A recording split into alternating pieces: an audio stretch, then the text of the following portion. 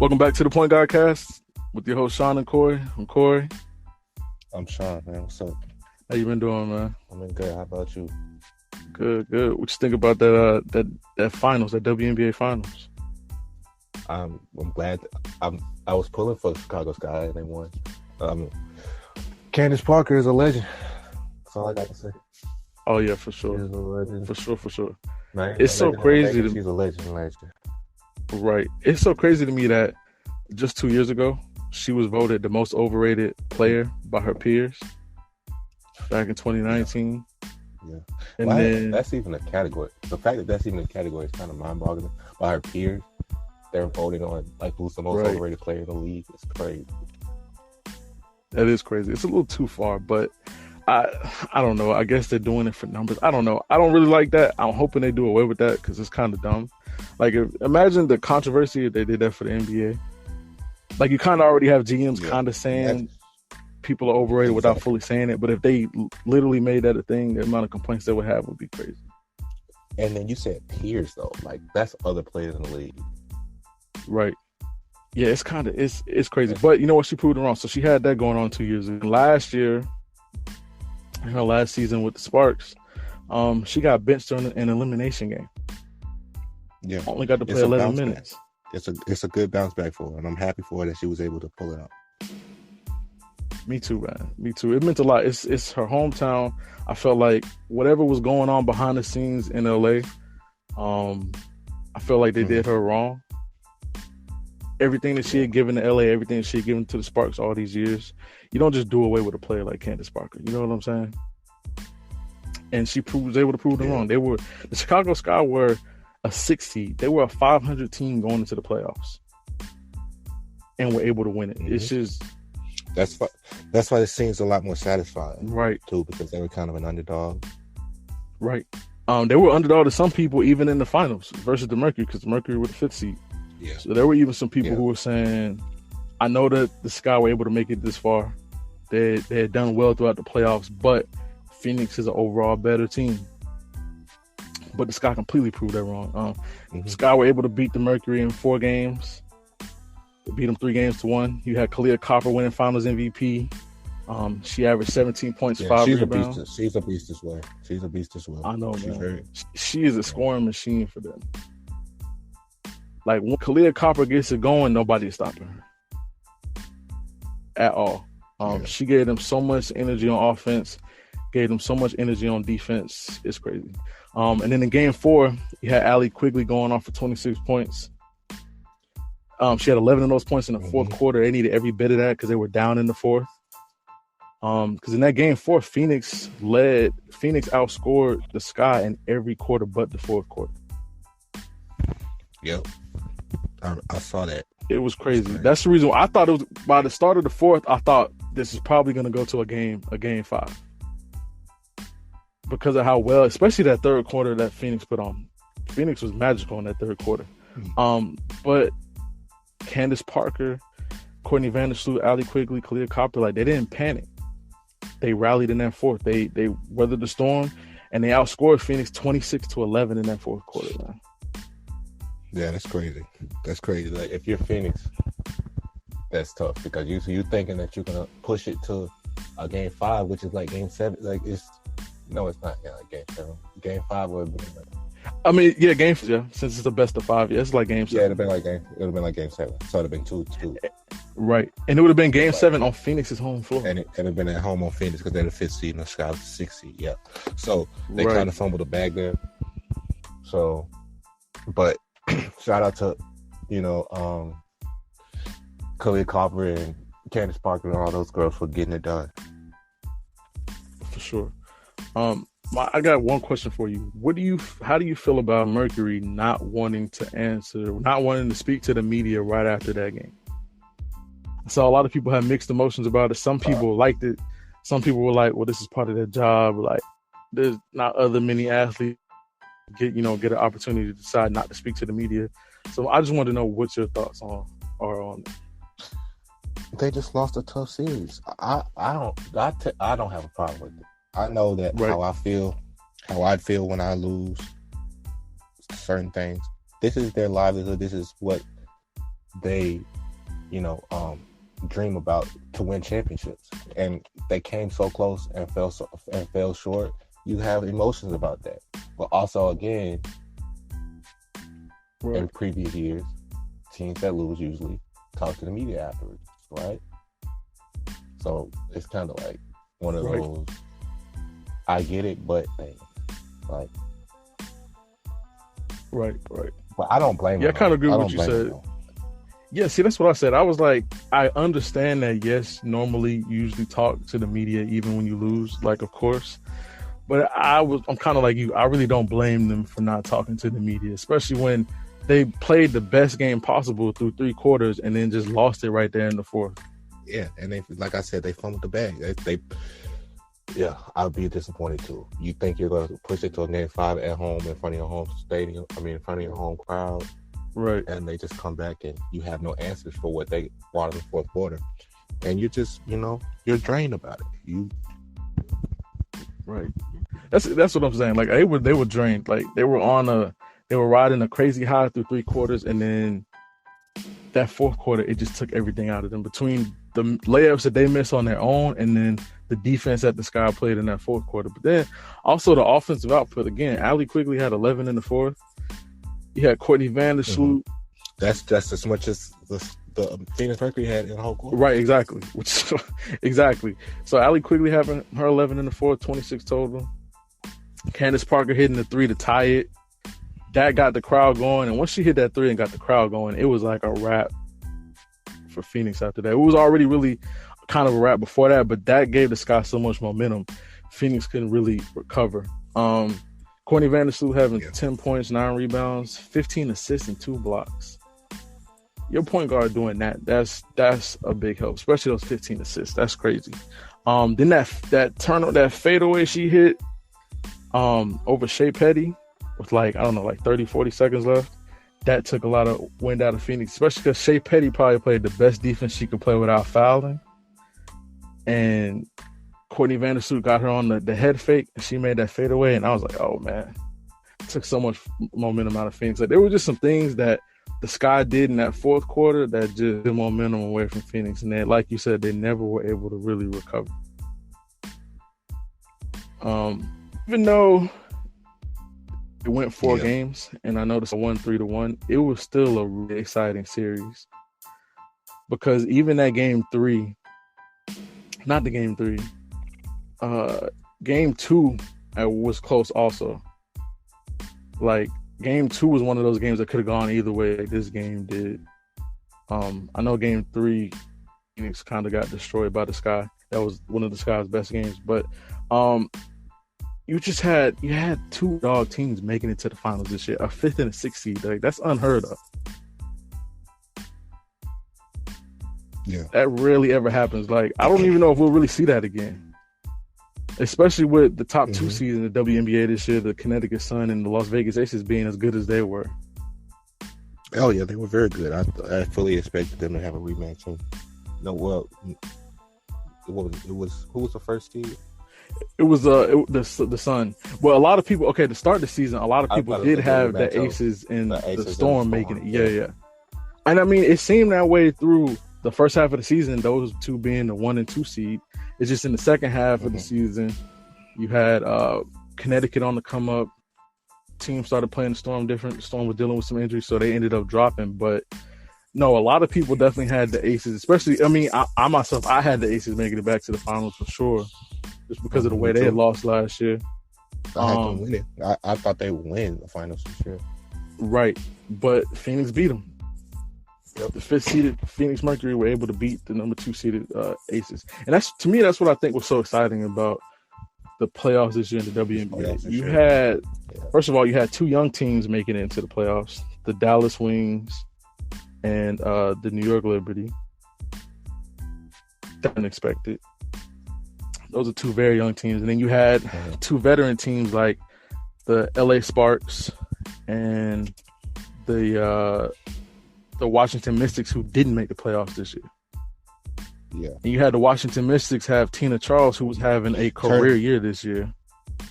Having one of the best individual seasons we've ever seen. But the problem was it didn't equate to wins. Yeah, it turns out the Sparks could have used Candace Parker. Yeah, that too. They could have for sure used Candace Parker. You're right.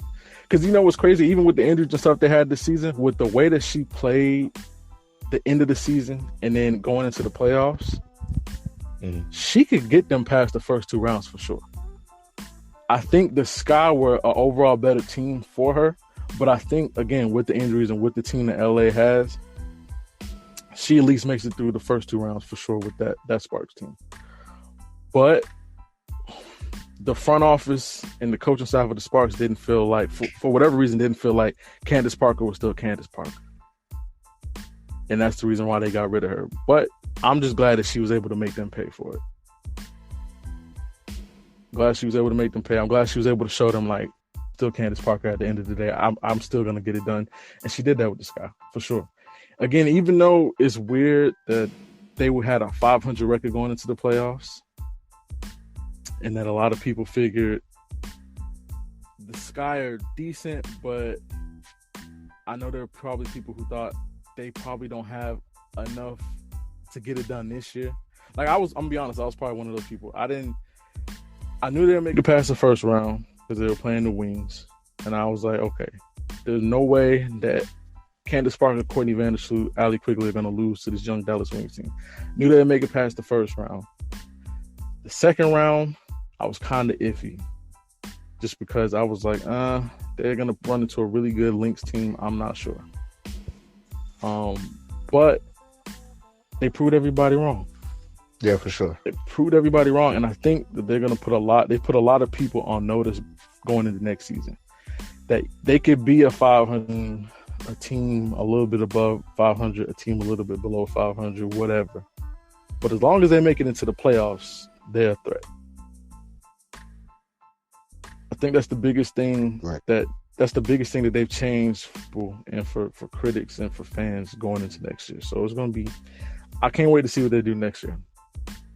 But let's get into the playoffs. So you had first 2 rounds with single elimination this year. They are every year. I still hate that. I think they need to do at least a best of 3 for the first 2 rounds. At least some kind of series, not just one and done. Like, at least for the first round, at least make it a best of 3 for the second round. You know, having single elimination for rounds 1 and 2 to me just doesn't get it done, especially because I think there would have been some really basketball played in that second round. But let's get into the first round. So you had the Chicago Sky versus the Dallas Wings. The Sky won 81-64. I feel like everybody pretty much had them winning that game. Yeah, but with one game, anything really can happen. That is true. So we really don't know. That is very true. And that's kind of how the second game went, which was the Phoenix Mercury versus the Liberty. A lot of people had the Mercury winning for sure, but it was a close game though. Like, Phoenix didn't just blow the Liberty out the way the Sky kind of blew out the Wings. It was a close game. They only won 83-82. It came down to a last-second shot that the Liberty got. They just didn't get a good look at it because of Brittany Griner's defense, but it could have gone either way, for sure. Yeah, for sure. And especially with the New York Liberty, like, they were a team coming in to the playoffs where I think they lost at least their last 5 games going into the playoffs. A lot of people were already doubting them, but for them to have a close game with a team like the Mercury, showed something. Also showed that maybe if it's a series, maybe things are a little different. Like, yes, they lost that first game, but maybe they rally for the next 2 to win those next 2. Like, you never know. But I'm pretty sure most people had the Chicago Sky and the Phoenix Mercury making it out the first round. The second round is where I think things got interesting for people, myself included. So the second round, you had the Phoenix Mercury versus the Seattle Storm. Phoenix won in overtime 85-84. I think if Brianna Stewart is healthy and is able to play for the Storm, I do think that that's a different there's a different outcome to that game for sure. Can't take away from how well Phoenix played in that game though, regardless. But yeah, you got to play with the cards that you dealt. That's not Phoenix's fault that Brianna Stewart wasn't able to play. True, especially because you still got Jewel Lloyd, you still got Sue Bird. Like, you got a savvy team still, even without Brianna Stewart. who could still get it done. Mm-hmm. And I mean, they almost did. They lost in overtime by 1 point. It was still a close game. But I think this is where people probably had Phoenix losing. I had them losing if Breanna Stewart was healthy. If she wasn't and she couldn't play, then I had Phoenix winning. Right. I didn't expect it to be this. I mean, I expected it to be close, but when it went over, I felt like, man, you know what? Seattle could really find a way to pull this out in overtime. And I mean, technically, they really almost did. But that's where a lot of people probably had Phoenix losing. And then for the second game, you had the Chicago Sky versus the Minnesota Lynx. I had the Sky losing this game. I only had this game because I felt like they did decent in the first round playing the Wings, but I felt like their true test would be the Lynx. To me, the Lynx were like the second hottest team during the second half of the season, besides the Connecticut Sun, who went on the Sun were like 13-0 the second season, something crazy, and the Lynx are right there behind them, moving up to the 3. Yeah. So I thought it'd be a close game now, but I thought the Lynx would pull it out, but Chicago ended up winning 89-76. This is the game to let me know that Chicago was for real. So Chicago was for real. This was that they might have a chance at this. The pace that they played with and how they were able to outpace the Lynx, and then the defense that they played with in this game let me know that okay, they're serious. Like I already felt like they were going to be serious. I mean, they got Courtney Vandersloot, got Candace Parker, like I know who they have, but this was the one. This is the one that I was like, oh wow, like they are no joke at all. I thought they would need a year to get to this point, but they were already here. Yeah. So that was a game that let me know when they were able to beat the Lynx the way that they beat them. I was like, okay, yeah, they are something serious. You cannot sleep on them in a 5-game series. So then we get on to the semifinals, and you got the Chicago Sky versus the Connecticut Sun. I think this is also another place where even if you had the Sky beating the Lynx, I know a lot of people had the Sun beating the Sky. Sun beating the Sky, exactly. I had the Sun beating whoever ended up being here. I'm going to be honest, but go ahead. The Sun, they were, like you said, they were 13-0 going into the playoffs. So, and to get to this point, that means they'll have to be like 16-0 or something like that, right? Or 15. No, they got a bye. They got buys the first 2 rounds. So they were still undefeated though going into this game. Right, exactly. And they got plenty of practice time too. Plenty of practice time, plenty of rest. The Sky kind of had to fight. So you think that rest hurt them? I felt like it did for the first two games. Mm-hmm. But I was like, listen, it's a series. Like, you can kind of take the first game, not really take it off, but like get a feel for the Sky, especially because they're going to have a lot of momentum coming in from playing in, single elimination games. Like, you got to play, like, if you're not ready for the playoffs, you got to get ready in single elimination games. Like, you don't have a choice. You lose, it's over. Yeah, so basically what you're saying is... So that's why I felt like the Sky had an advantage there. But I was like, but once the Sun kind of get a feel for what the Sky do, I feel like the Sun, if they just play their form of basketball they've been playing the whole year, they'll be fine. But I give credit to the Chicago Sky for not allowing them to be able to play that way at all. John Cole Jones, the MVP, and they shut her down a few times in this series. Mm-hmm. They really made her look like a shell of herself. Like their defense on her was stupendous. I mean, you got the Sun have the MVP. They've got the most improved player, Breonna Jones, and they got the coach of the year, and Kurt Miller, and 1 seed. So everything kind of showed that they are the more complete team. They're the better team. They're the younger team, but they've been to the finals. They got their in 2019 versus the Mystics. They lost, but they know what is go deep into the playoffs, into the finals. So everything kind of pointed to them being the favorites and the ones who should come out on top. But once again, the Sky didn't allow that to happen. This is when I figured the Sky would win a championship after they beat this team. Right. Like it's like when you beat the best team or what is presumed to be the best team, that team usually goes on to win the championship most of the time. True. That's true. Yeah.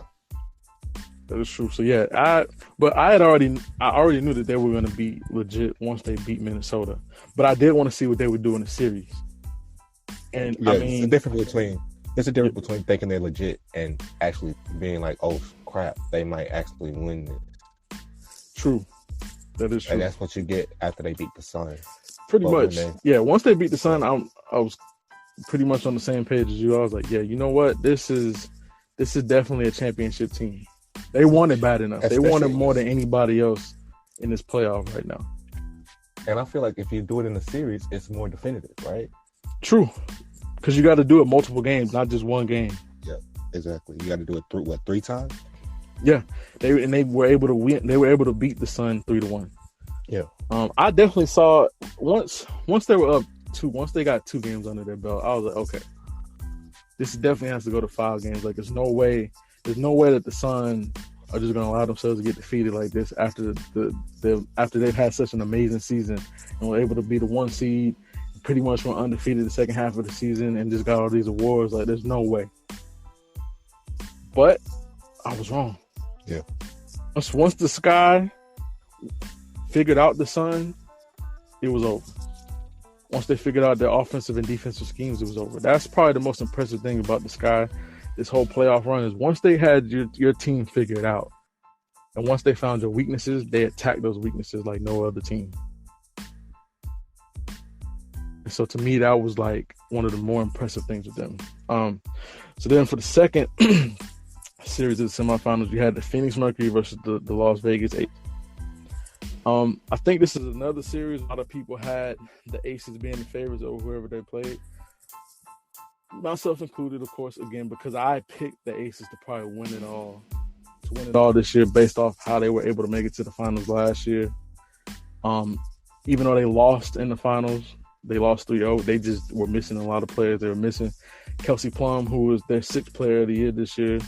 Missing Liz Cambage, missing De'Erica Hamby. I was like, well, if all 3 of those people are healthy with them this year, and with them picking up Chelsea Gray and how well she played for them this year, I just felt like they were one of the more stacked teams in the WNBA this season. And I felt like they proved that even though they were the 2 seed, they proved that, and they were like number 1 in offensive rating, number 2 in defense rating, number 1 or 2 in net rating. And they were like top 3 in pace. And I was like, yes, the Aces, I don't know how you pick somebody over the Aces. But played the Phoenix Mercury. It went to 5 games. And in that game 5, the Mercury showed their poise in close game situations better than the Aces did. Because in that game, the Aces had one of the craziest third quarters I've ever seen. It seemed like they were going to completely destroy the Mercury for that game 5 in that second half. And the Mercury completely shut their offense down, completely shut down the Aces offense in that fourth quarter and took it over. Not only that, then they had a great defensive stand at the end where the Aces got the last shot and they double teamed Asia Wilson, and then Brittany Griner got a game-saving block on her. Crazy. So once the Mercury were able to win that series and win that game 5, I think we're in for a crazy final between 2 underdog teams for sure. I don't think they're underdogs anymore at this point. You have definitive wins over what are supposedly the 2 best teams in WNBA basketball. Then I don't know if there's really underdogs anymore in that sense. No, for sure. But it's just like I wasn't looking at them as underdogs no more. No. Go ahead. Yeah, especially the Sky. Right. But like you said, the Aces are very stacked too. So the Mercury beating them is no, small feat. Right. That was my biggest thing. Like, you beat, in my opinion, the most stacked team in the playoffs, besides maybe Seattle when they're healthy. The Sky beat the most hot team, and the Mercury beat the most stacked team. Put it that. Right. So when you're able to do those 2 things, that's the reason why I said, okay, we're in for a crazy finals. And to me, it still was. Even though I know the Sky won 3-1 and the Mercury only got 1 game, every game except for maybe game 3, which was the game where Phoenix barely, I think they only scored 50 for the entire game. Every game was still really exciting. Yeah. Especially that game 4 really seemed like Phoenix was gonna force a game 5. And if they go to a game 5, we don't know what happens. It's on their home floor. If the Sky were to give them that game 4, if they would have conceded in the fourth quarter and gave Phoenix that game 4, and they go to a game 5 in Phoenix, I think Phoenix wins. Yeah. I think they'll have too much momentum, too much confidence. Phoenix has a lot of supporters and fans. When they were playing in Phoenix, it almost seemed like the Sun were playing. Like, that was one of the things that I'm talking about playing in Phoenix when the Suns were playing, was that's such a loud play during come playoff time. And the Mercury proved exactly that also. Like, they had a crazy amount of supporters and fans. It seemed like it would be deafening in there, playing on their home floor. They saw the Suns lose and had another chance. Right, exactly. So that's the reason why I was like, if this goes to a game 5 on Phoenix's home floor, with them carrying over the momentum from game 4, I don't see them losing it. But the Sky didn't allow that to happen. Took care of business, did what they needed to do in that fourth quarter, won it on their home floor, won in 4 games. I wonder what that conversation was like in the huddle going into the fourth quarter, the reason they turned it on and didn't want to go back to Phoenix. Because I feel like they knew what you're like kind of implying, that if we go to Phoenix in game 7, not necessarily we're going to lose, but they're going to have a lot of momentum. Their crowd's going to be rocking. We don't want to have that problem to deal with. So let's just go ahead and get it done right now, win this championship, and let's get out of here. Right. And that's what they did. Overcame a 14-point deficit, had pretty much a perfect fourth quarter, which they had to be in that fourth quarter, and they did that. Crazy. Again, crazy WNBA playoffs. Again, 2 underdogs based on their seeding. Being 5th and 6th seed, get to the finals each other. Not a lot of people had the Chicago Sky winning this year. Again, especially with them going into the playoffs being a 500 team. I think they were like 16 and 16 this year. Yeah, they were 16 and 16 this year going into the playoffs. They were the number 6 seed. Not a lot of people had them winning it all, and they did just that. They won it all. Not only that, to me, they dominated. They didn't go to any game 5s. They were able to beat the Sun in 4, and they beat the Mercury in 4. So they deserved it. Candace Parker deserved it. The city of Chicago deserved it. They deserved it. I think it was a great year for the WNBA. A lot more games on TV this year. A lot better advertising for it. I still need some more advertising for it, especially come playoff time. I do feel like they need to change. They at least need to make the second round of series. If you can't make it a best of 5, that's at least make it a best of 3. But having the second round being single elimination also, I don't like that. The first round shouldn't be single elimination. It shouldn't either. I agree. But because you got like the play-in for the NBA, I feel like they're going to keep it. Yeah. Should they though? No, not at all. I don't think they should keep it at all. But because the NBA also has something like that with having a play-in, I feel like they might keep it. Yeah. But as long, like I guess as long as the top seeds don't have to worry about possibly losing in one game, because they earn the right to, have that top seed and be in a series with somebody. I guess as long as you keep it like that, right, I guess it's cool. But in terms of the second round, like you said, I'd at least make that a series. Right, that's how I feel. I just feel like they need to at least change that. If they change both rounds, I'm cool with that. Again, it's the 5, but they could at least make it a best of 3. That's fine by me. I just think they need to change it. And I think a lot of people said the same thing. I think a lot of WNBA fans felt the same way. I think there were some players who felt that way also. So I think it's a change that we might see next year. But regardless, I think it was a really amazing year. It's crazy how the second half of the season changed everything, especially with the first half kind of looking the way everybody predicted.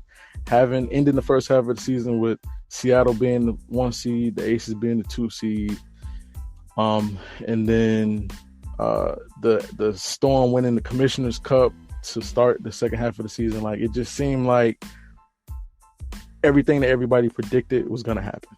Those two were going to be in the finals again. It was going to be a rematch from last year. But that didn't happen at all. Nobody saw the Connecticut Sun taking over the 1 seed. Nobody saw the Minnesota Lynx being the 3 seed. Nobody saw the Storm ended up being the 4 seed. Then I know for a fact nobody saw the 5th seeded Phoenix Mercury and the 6th seeded Chicago Sky making it to the finals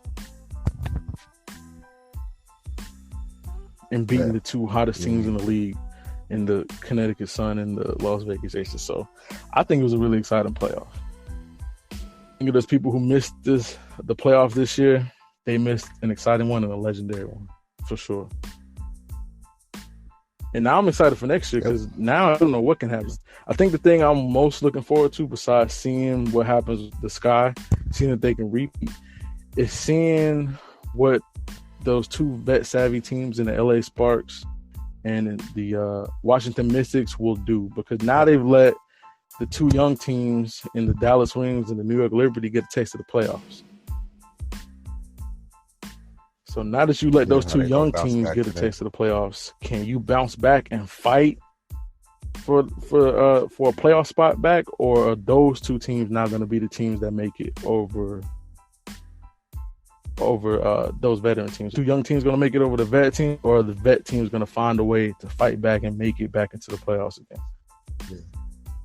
It's kind of the same story like with the NBA, how the Giannis and Devin Booker, the young stars, went to the finals instead of like KD, James Harden, LeBron, people like that.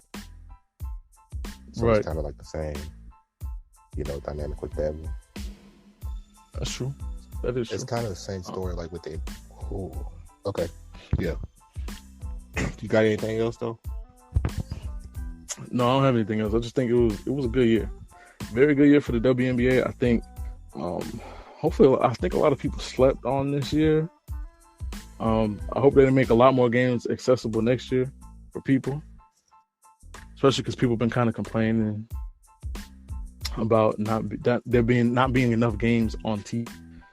I know a couple people fought the league, but they've been talking about too many games being blacked out and things like that, which is true. So hopefully some changes come next year to where we can see them even more. Did get to see them a lot this year, but people want to see even more. So hopefully that changes for next season. But that's it. You got anything else to add? No, that's it. Good season. I enjoy watching the playoffs, as many games as I could catch. But anyway, this has been another episode of the Point Guard Cast. We'll see y'all next time.